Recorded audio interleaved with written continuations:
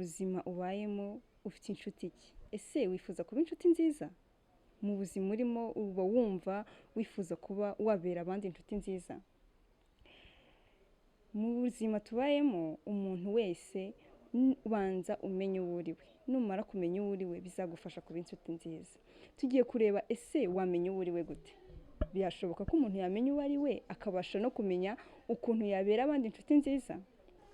Kuba inshuti nziza kubanza kumenya wowe ubwawe. Wowe ubwawe ugomba kumenya ko mu bantu mu isi turimo buri muntu wese afite amadirishya 4 cyangwa se nk'icyo twakwita ibyumba 4. Ibyumba 4 icyambere ni ibintu biba bikurimo wiyiziho n'abandi bantu bakuziho. Icya kabiri ni ibintu utiyiziho abandi bose bakuziho. Icya gatatu ni ibintu wiyiziho ariko abandi bantu batakuziho. Icya kane ni ibintu utiyiziho abandi bantu batakuziho nabo. Nyamara icyo kintu cyifitemo.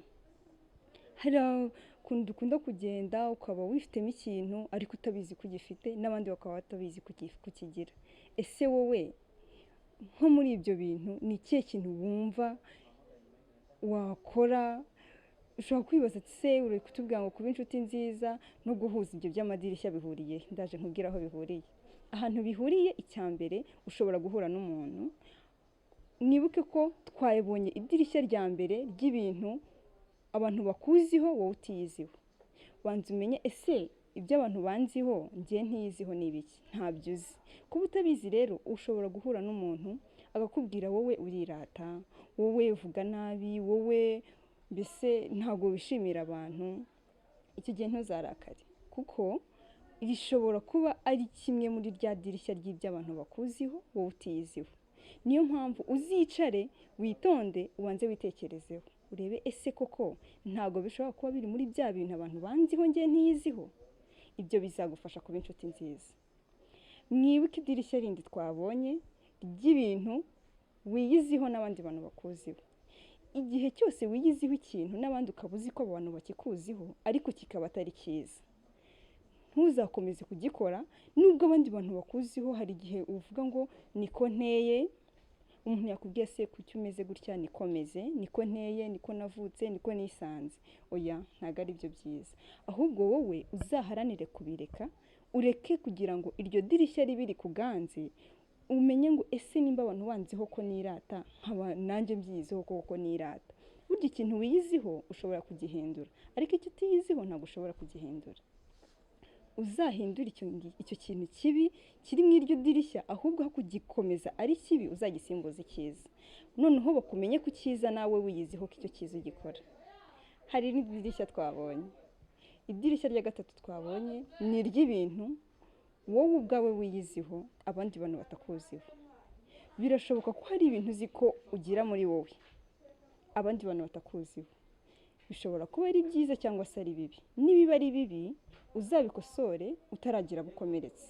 Ariko igihe bizaba ari byiza, ushobora kuba wifitemo nk'impano yo kuririmba, ushobora kuba wifitemo nk'impano runaka. Icyo gihe nuba ufite iyo mpano ntuzakomeze kukigumana wenyine, ahubwo uzagisohore kugira ngo ugire abandi ubere urugero. Iryo dirishya rya gatatu ni idirishya ry'ingenzi cyane kuko hari ibintu abantu benshi tuba dufite twagasangije abandi ariko ntitubibahe kubera ko tutabifunguye ngo bituvemo. Mwibuke idirishya rindi rya kane twabonye. Idirishya rya kane twabonye ni idirishya ry'ibintu utiyiziho n'abandi bantu batakuziho. Ushobora kumbaza uti se ni gute umuntu yaba afite ikintu akaba atakizi? Birashoboka cyane kuko hari nk'umuntu wifitemo ikintu, yifitemo nk'impano yo kuririmba, akaba ariko atajya abikunda, atajya nabikora, n'abandi bantu bose bakaba bazi ko atabizi. Nk'umunsi umwe akazahura n'akantu n'indirimbo nko muri classe bakababwira mugende mukora ikintu runaka, akagikora akakiririmba kugira ngo abone amanota. Icyo gihe hari igihe ugikora buri muntu wese ukumvise agatangara. Iryo ni idirishya buri muntu wese uba ukwiye kwimenyaho. Nimba urifite ukaba wifitemo ikintu ntubizi ko ugifite, n'abandi bantu ntibabizi ko ugifite ariko uragifite, igihe uzagirira amahirwe yo kubasha gusohora icyo kintu wowe ubwawe ukabanza kumenya ko ugifite, iyo mpano izaba ikurimo, icyo cyiza kizaba kikurimo, ntuzongere ngo ugipfukirane ngo uvuge ngo n'ubundi abantu ntibari babizi, n'ubundi nanjye sinari mbizi, n'ubundi simbishoboye. Oya, ahubwo uzakomeze uzamure, nubwo utari uzi ko ugifite ariko uzakomeze ukizamure muri wowe, gikure kugira ngo ugire abandi ubere urugero. Mwibuke kandi ko iyi ni True Line Program, ikiganiro niho mugisanga, ikaba ari mbese ni gute waba inshuti nziza. Ni ikiganiro ni gute waba inshuti nziza, twize ku madirishya 4 aranga umuntu. Ayo madirishya niyo azadufasha kuba inshuti nziza, yaba ibyiza yaba ibibi. Uzamenya ko buri muntu wese ukubwiye ngo kuki ufite iki kibi nawe afite ikibi, ntuzumve ko abikubwiye kuko akwanze, ahubwo azaba abikubwiye kugira ngo ubashe kwikosora ujye mu nzira nziza. Ndabashimiye cyane, tuzasubira ubutaha. Iyi ni True Line Program.